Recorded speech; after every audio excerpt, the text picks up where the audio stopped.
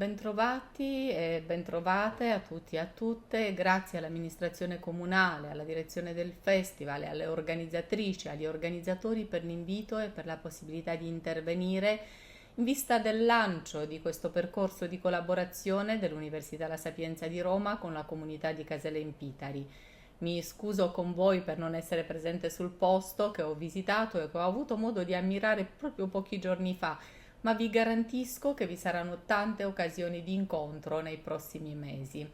È interessante infatti scoprire che c'è una comunanza di intenti tra la ricerca, l'università e i movimenti culturali che nascono a livello delle piccole comunità del paese. Casele Film Festival è una delle manifestazioni più caratterizzanti del vostro posto, del vostro luogo, dedicato all'ambiente, alla natura, nell'obiettivo di rendere tutti più consapevoli dell'importanza della conservazione dei beni culturali, della tradizione, ma anche dei beni ambientali, anche di una vita e sensibilità più improntate alla sostenibilità. La nostra ricerca, che illustriamo brevemente in questa sede, io e il collega professor Marco Cilento, in rappresentanza del gruppo italiano coordinato dalla professoressa Barbara Staniscia, è parte integrante di un progetto europeo, Horizon Europe, si chiamano così, al quale partecipano, oltre alla Sapienza Università di Roma, la nostra università, atenei e istituti di ricerca di altri 5 paesi, come il Portogallo, che è il paese capofila, la Germania, la Spagna, la Romania, la Lettonia.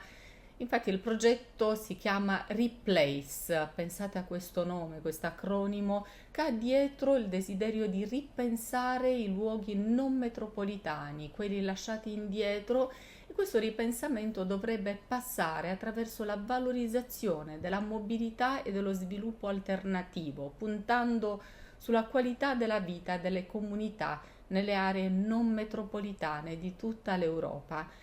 Infatti la crisi innescata dalla pandemia, da Covid-19 e persino la stratificazione delle paure, delle guerre e delle crisi ambientali hanno generato in molte parti dell'Europa anche una rivalutazione del vivere nei luoghi non metropolitani, nei piccoli comuni, come quelli che si dispiegano da Casele Impitari andando verso Sapri, che possono garantire in momenti di difficoltà una conciliazione con la natura, con la vita, con la storia, momenti di pace con se stessi, ma anche il recupero del senso di appartenenza a una comunità e il superamento del peso della solitudine. Molte persone hanno iniziato a lasciare le grandi città a favore di questo stile di vita, e a noi interessano proprio queste migrazioni, come anche l'impatto e la gestione delle migrazioni internazionali,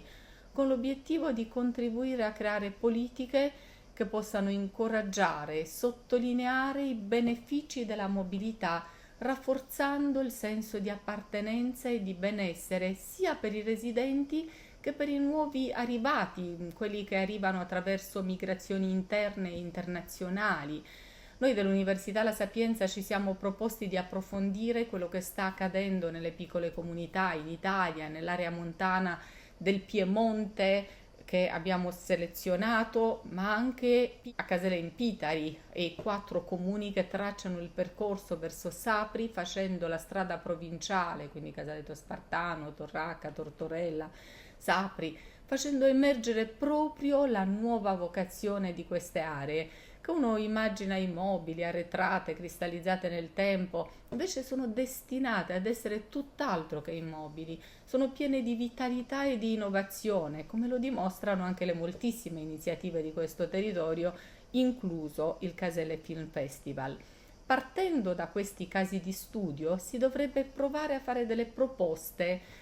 di politiche innovative, di sviluppo e di coesione territoriale, per contenere i fenomeni di declino demografico delle aree interne del paese e soprattutto per produrre narrazioni, raccontare i posti, raccontare le persone, la vitalità dei piccoli paesi. E su questo abbiamo bisogno di lavorare molto insieme a voi intendo, per tirare fuori l'anima dei luoghi, la loro vocazione multiculturale, la vocazione di incontro e di coabitazione. Con voi si può riflettere sulla storia, sulla nuova vita della tradizione che si innova e vive nel futuro, attraverso l'imprenditorialità, ma anche attraverso l'associazionismo, si può riflettere sulla progettualità, sulla dieta mediterranea, sulle energie rinnovabili, sull'accesso alla formazione e alla cultura, sulla capacità di attrarre competenze e favorire modelli di sviluppo sostenibile, ma anche sulle difficoltà che andrebbero superate, perché inevitabilmente, come tutti i posti, come tutti i paesi, come tutte le aree dell'Italia, ma anche del mondo, ecco, sicuramente ci saranno anche delle difficoltà. E ancora diventa importantissimo raccontare quello che è lo spirito del posto attraverso interviste, attraverso video, attraverso podcast. Immaginate questa nuova forma di comunicazione che però è intrinseca a quella dimensione che viene sempre dalla tradizione, quindi stiamo raccontando e ascoltando storie. Immaginatevi un po' di stare di fronte ai menestrelli oppure ai cantastorie dei paesi, quelli che tramandavano le tradizioni, le storie di eroi piuttosto che di gente comune attraverso la propria voce, anche attraverso le proprie narrazioni. Infatti le narrazioni servono per tramandare la storia del posto, ma anche per tramandare le storie della gente alle generazioni future, per rafforzare lo spirito di appartenenza, per rendere desiderabile agli altri quel modello di vita e anche far sì che si possa replicare un certo modello di vita che funziona in altri contesti. Le narrazioni, come quelle che vengono condivise all'interno del Casele Film Festival, non possono rimanere estranee a questo processo trasformativo. Fanno bene al territorio, dimostrando come per le persone che abitano e trasformano con il loro vissuto le piccole comunità, l'ambiente è parte della vita quotidiana, è spazio di sviluppo territoriale e di coltivazione del futuro. Dalla valorizzazione e dal racconto dei piccoli comuni dovrebbe ripartire una nuova narrazione dell'Italia, dell'Europa e del mondo. Come direbbe il poeta romantico tedesco Friedrich Hölderlin, laddove è più grande il pericolo, cresce sempre ciò che salva. Un caro saluto a tutte e a tutti, lunga vita al cinema e lunga vita alle nostre comunità. Grazie ancora per l'invito e speriamo di vederci presto.